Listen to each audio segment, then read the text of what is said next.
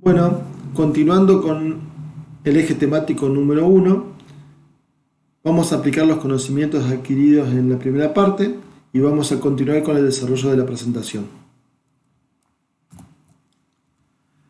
En este caso, nos toca tratar conceptos de tensión, de corriente, de resistencia y de potencia, ver sus unidades, ver las ecuaciones que las relacionan, definir el concepto de cortocircuito y sobrecarga. La corriente eléctrica, como dijimos anteriormente, es el movimiento de electrones que recorren un conductor.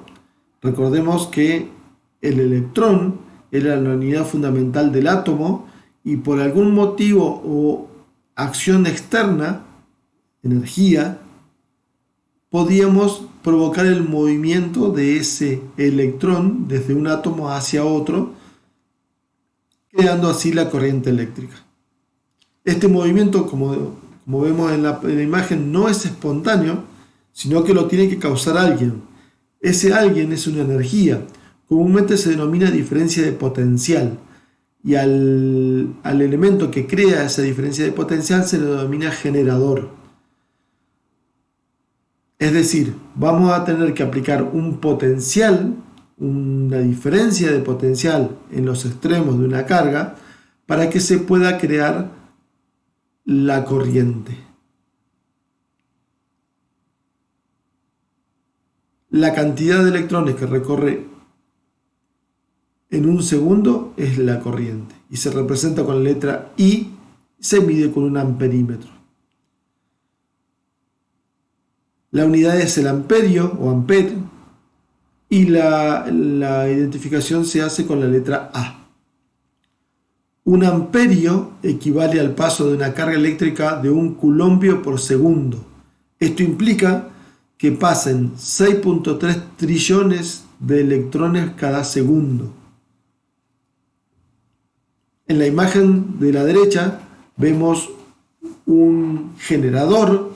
Nuestro generador en este caso es una pila que está conectado a un conductor. El conductor permite el paso de electrones, entonces podemos decir que los electrones que están en el conductor son atraídos por el polo positivo y los electrones que salen del generador van a circular por el conductor hacia el positivo.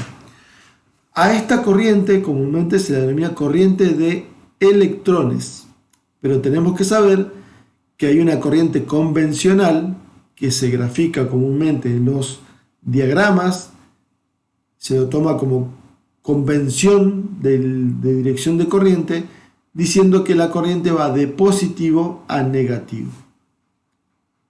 Recordemos que la corriente de electrones es de negativo a positivo y la corriente convencional es de positivo a negativo.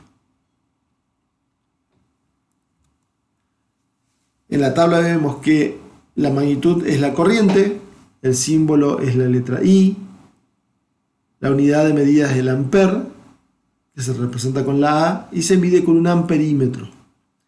El amperímetro se conecta en serie. La corriente pasa por el instrumento de medición para ser medida y continúa su camino hacia la carga. Tenemos una tabla de submúltiplos cuando hablamos de valores muy grandes o valores muy pequeños. Es más práctico utilizar la unidad de múltiplo submúltiplo para no tener números extremadamente grandes o extremadamente pequeños. Cuando hablemos de kiloamper, estaremos hablando de miles de amperes. Cuando hablemos de microamperes, estaríamos hablando por 10 a la menos 6 cantidades de amperes, o sea 0.00001 amper.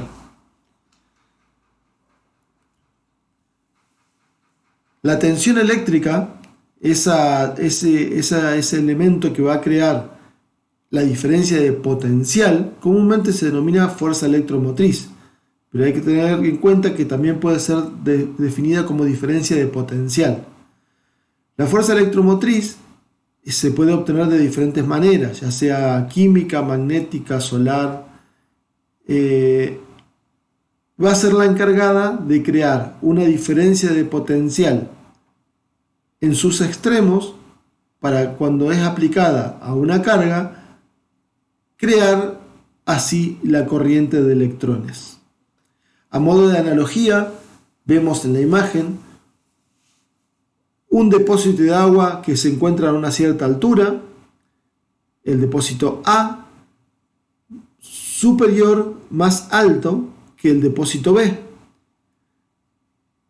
Si unimos el depósito A por medio de un caño y en el mismo caño colocamos una turbina, obtendremos movimiento gracias al desplazamiento del fluido a causa de la diferencia de altura que existe entre los dos depósitos. Para hacer la analogía, podríamos decir que el flujo se refiere a la corriente eléctrica. El flujo del fluido se refiere a la corriente eléctrica. Y las diferencias de altura entre el depósito A y el depósito B se refiere a la diferencia de potencial. Dado que podemos decir que el depósito A tiene un potencial más alto que el depósito B, por la altura que está al estar más alto. El otro concepto que hay que tener en cuenta es que se puede hablar de diferencia de potencial entre dos puntos. Entonces habría que tener en cuenta siempre, para hablar de tensiones o diferencia de potencial, nombrar respecto a qué punto se está realizando la medición. Si vamos a medir respecto a mi punto de masa, comúnmente no se la define como punto de medición, sino que se dice directamente el valor. Pero si voy a medir una caída de tensión en un tramo de un circuito, tengo que decir exactamente cuál fue mi punto de referencia de medición. ¿Qué punto? ¿Con qué punto? ¿Contra qué punto medí?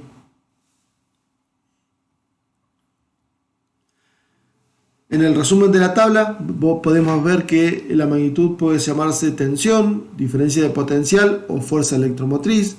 La unidad es el volt, se simboliza con la B corta y se mide con un voltímetro.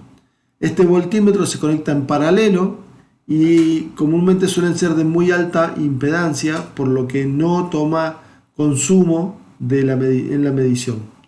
No consume corriente, no afecta al circuito. También tenemos la tabla de múltiplos y submúltiplos. Los más comunes son megavolt, kilovolt, volt, milivolt y microvolt. Al igual que las anteriores, un megavolt es un millón de voltios. Se utiliza para hacer más clara la identificación del valor.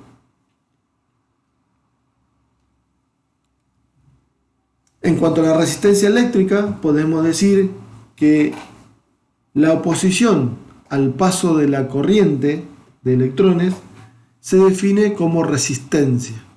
Un material o un componente puede tener diferentes valores de resistencia al paso de la corriente.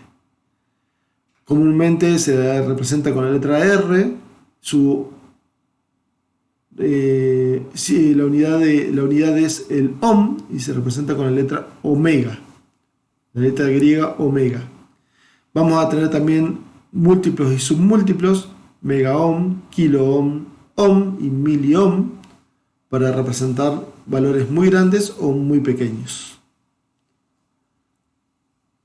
Existen diferentes tipos de topologías, de formas de resistencias. Por ejemplo, en la imagen de la izquierda vemos dos resistencias que suelen usarse en circuitos eléctricos, una de potencia para circuito electrónico y una normal. Resistencias fijas son estas, y otras que son resistencias variables de diferentes calidades y recorridos. Así como también podemos tener resistencias de potencia, como pueden ser una resistencia calefactora o resistencia de frenado de motor.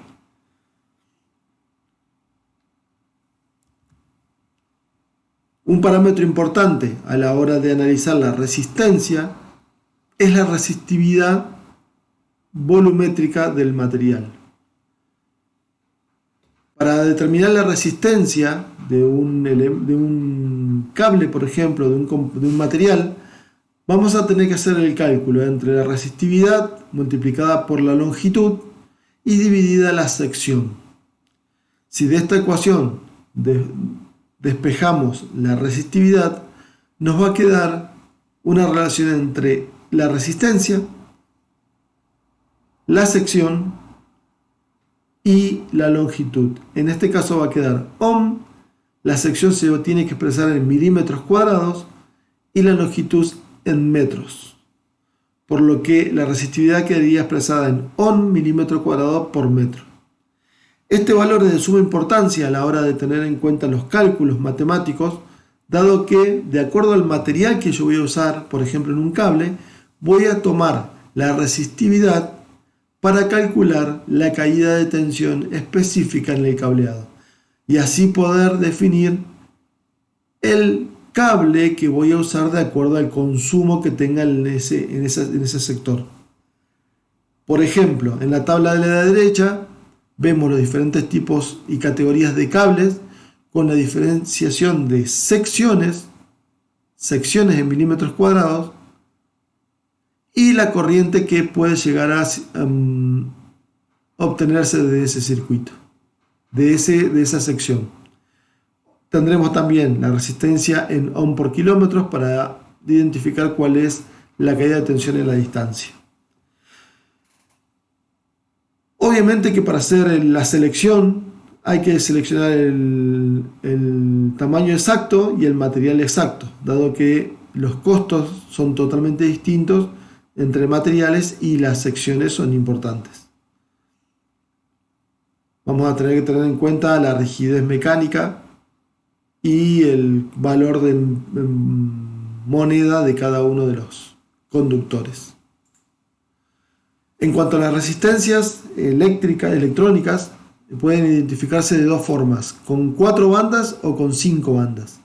Si la resistencia es de 5 bandas, el modo de lectura es el siguiente. Las primeras 2 bandas definen el dígito directamente del valor de la resistencia, la tercera el multiplicador y la cuarta la tolerancia. Por ejemplo, a modo de ejemplo tenemos amarillo, violeta, naranja, dorado. El amarillo es el 4, por lo que tendremos que escribir un 4. El violeta es un 7. Las dos primeras bandas son el dígito del valor, así que quedan como está. El tercero es el multiplicador, naranja es por 1000, o sea que se agregan 3 ceros. Y el dorado, 5% de tolerancia, que es la precisión que tiene ese valor. Entonces podríamos decir que esta resistencia es de 47.000 ohmios al 5%. La otra forma de ver valores es con resistencia de 5 colores, donde ahora las 3 primeras bandas van a ser los dígitos del valor de la resistencia, la cuarta va a ser el multiplicador y la quinta va a ser la tolerancia. Por ejemplo, en la imagen que se muestra tenemos rojo, naranja, violeta.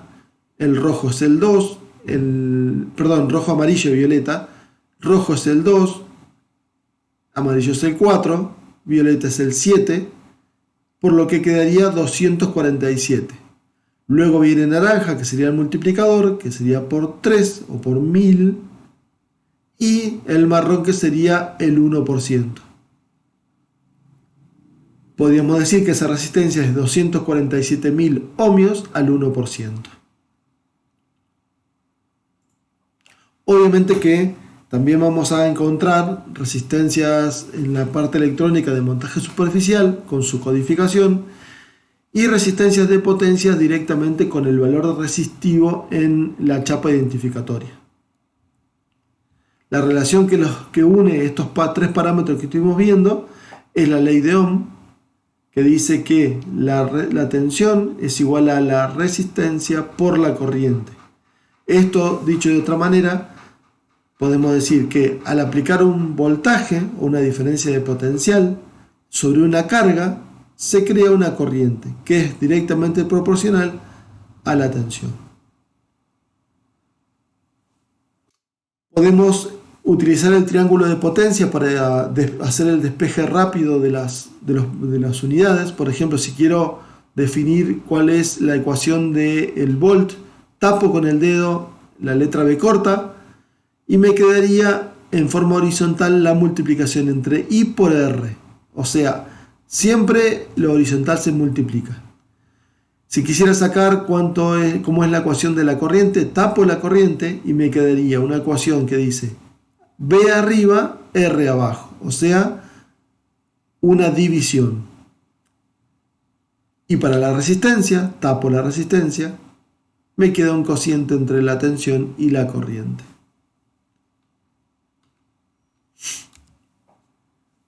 El otro parámetro, el próximo parámetro importante, es la potencia. La potencia se define como la cantidad de energía entregada o absorbida por un elemento en un momento determinado. Esa potencia cuando se la puede considerar como el calor que se produce al pasar una corriente, ya que está relacionado directamente con la temperatura y con la corriente. También existe una ecuación que es P igual a I por B. Si analizamos el triángulo que está en el centro de la imagen, si tapamos P, nos queda I por B. Si queremos sacar la corriente en función de la potencia y la tensión, es corriente igual a potencia dividido la tensión. A la izquierda vemos una gráfica de las ecuaciones para corriente continua. En corriente alterna veremos que aparece un factor distinto y estas ecuaciones sufren una ligera modificación. Cuando por un componente circula una corriente, sobre él hay una caída de tensión. Si el elemento es resistivo, va a tener una caída de tensión en forma resistiva. La ecuación, como habíamos dicho anteriormente, es P igual a B por I, potencia igual a tensión por corriente, o lo mismo decir que la potencia es proporcional a la tensión y a la corriente. La letra que lo simboliza es la P, la unidad es el watt o vatio, y se indica con la letra W. Se mide con un batímetro. También tenemos múltiplos y submúltiplos para cuando tengamos que nombrar grandes unidades o muy pequeñas cantidades de potencia: megavatios, kilovatios, vatios y milivatios. La potencia es un parámetro muy importante, dado que los componentes tienen límite de potencia, es decir, están diseñados para una tensión y una corriente, que no puedo sobrepasar, dado que si lo sobrepasara estaría exigiendo en temperatura, en carga o en tensión al dispositivo. Es de suma importancia conocer cuál es la potencia de trabajo del equipo o del componente. En la imagen que se ve, se observa un circuito donde se está midiendo voltaje con un voltímetro, simplemente para identificar que se conecta en paralelo a la alimentación, el voltímetro. El amperímetro se conecta en serie. Sobre el amperímetro podemos decir que la corriente ingresa al amperímetro y continúa su viaje a la carga, siendo el amperímetro parte del circuito, por lo que debemos saber cuánto va a ser el amperaje aproximado a medir y así colocar el amperímetro adecuado. Y luego tenemos el batímetro, que el batímetro internamente tiene una medición de corriente y de tensión para determinar la potencia de que se está consumiendo, la carga. Vemos amperímetro, que está en serie, y voltímetro, que está en paralelo.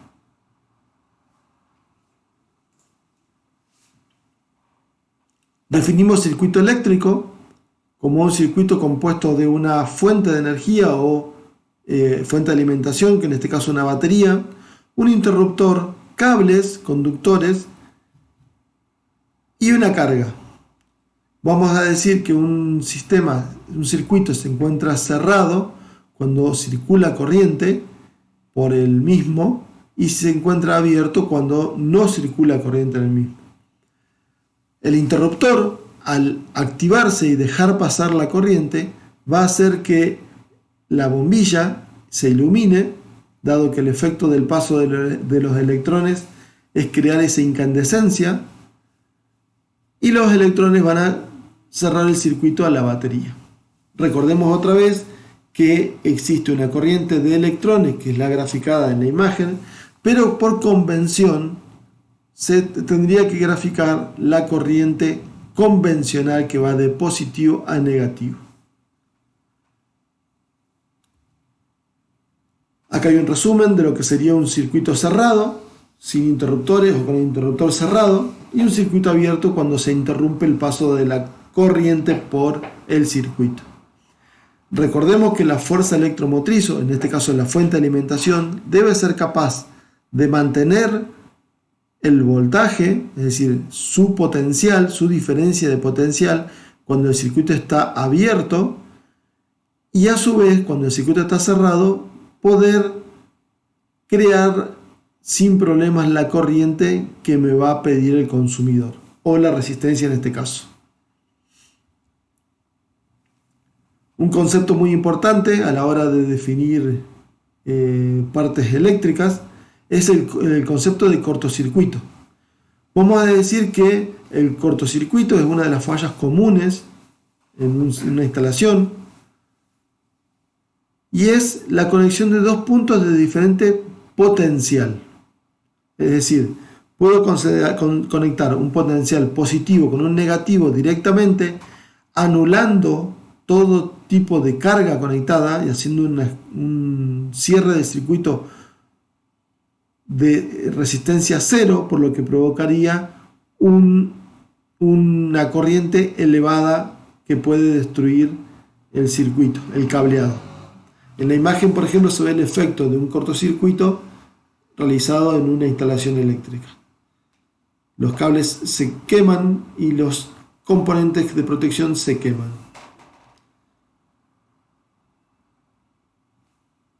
También podemos hacer, obviamente, cortocircuito entre dos puntos distintos, que no sean cancelando cargas, que no sean la fuente directamente. Voy a decir que hay un cortocircuito parcial. Hay que tener mucho cuidado siempre con los cortocircuitos, dado que el paso de esa gran corriente puede provocar chispas y con el efecto dañino hacia el cuerpo humano, ya sea por algún elemento que se proyecte incandescente hacia los ojos o hacia las manos. Vamos a definir sobrecarga. Dijimos que el cortocircuito es unir dos potenciales, es decir, poner en contacto el potencial positivo con el potencial negativo, comúnmente con una resistencia muy baja. O sea que si sacamos la cuenta con la ley de Ohm, vamos a definir que la corriente es muy alta, muy alta. Distinto es el concepto de la sobrecarga, porque la sobrecarga es un valor de corriente no nominal, es decir, no de funcionamiento normal del dispositivo, sino más elevado. Por ejemplo, podemos definir que si la corriente es menor a la corriente normal o nominal de trabajo, su funcionamiento es el de corriente normal. Si la corriente está entre la corriente normal o nominal y entre 10 veces su valor, quiere decir que está siendo sobrecargada esa carga. Es decir, que está sufriendo un paso de corriente no adecuado y que no supere 10 veces la nominal. Ahora, Si la corriente que pasa, que circula, es mayor que 10 veces la nominal, estamos frente a lo que se denomina cortocircuito. Tengamos presente que cortocircuito y sobrecarga son protegidos por nuestra instalación eléctrica con nuestros elementos de protección y nuestra selectividad. Nosotros, al realizar la selectividad de los componentes de protección, estamos asegurando de que no exista sobrecarga y menos cortocircuito, o mejor dicho, que se proteja para las dos opciones, para la sobrecarga y para el cortocircuito.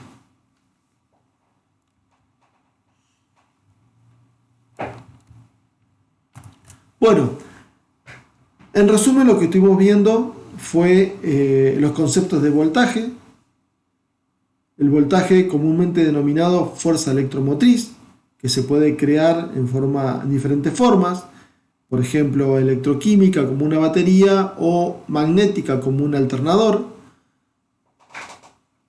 La corriente eléctrica, que habíamos definido que era el paso de electrones por un conductor, que depende de la fuerza electromotriz aplicada y de la carga a la cual se le está haciendo circular esa corriente. La resistencia o carga, la resistencia, que es la oposición al paso de esa corriente, que su unidad era el ohm. Volviendo un poquito atrás, la tensión es volt, la corriente es ampere, la resistencia es ohm y la potencia es vatio. La relación que une estos tres parámetros, tensión, corriente y resistencia, la ley de Ohm, V igual a I por R, y luego la potencia la une la ecuación de potencia, que es igual a V por I, tensión por corriente. Un concepto fundamental es que tenemos que conocer que los elementos, componentes eléctricos o elementos de motores, por ejemplo, eléctricos, tienen una potencia límite y tenemos que conocerla para no sobrepasarla y así hacer trabajar el equipo de mala manera.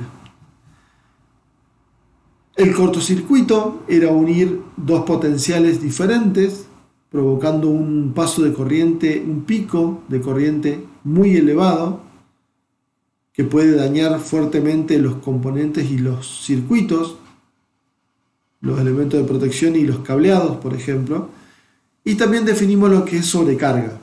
Dijimos que sobrecarga es un valor de corriente que no puede sobrepasar 10 veces la corriente normal de trabajo o la corriente nominal de trabajo. Por ejemplo, si tenemos un motor que consume 100 amperes y en cierto momento está pasando o está consumiendo 200 amperes, podemos decir que ese motor está funcionando con una sobrecarga. Obviamente que esa sobrecarga va a llevar a un daño en el tiempo, porque el efecto común de una sobrecarga es la temperatura y puede dañar tanto los componentes como el cableado. Desde ya, muchas gracias y espero que haya sido de utilidad.